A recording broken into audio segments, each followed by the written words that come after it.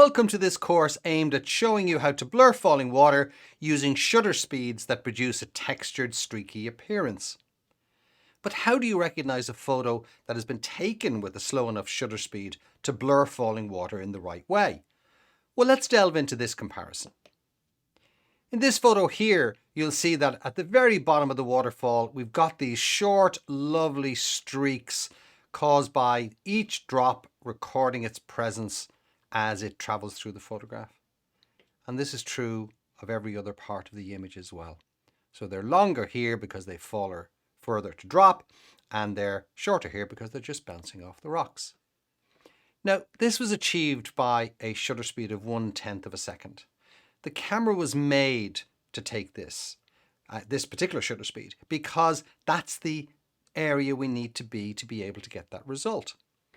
In this shot here, where the camera was pretty much allowed to choose its own shutter speed, in this case 1/400 of a second, you'll see a completely different result. Each of those is like beads. It's just like crystal. Now, it's a nice effect in itself, but that's what the camera is going to give you whether you like it or not. So we need to be able to choose the shutter speeds to be able to get this result. And if we leave the camera to its own devices, it's going to give us this result.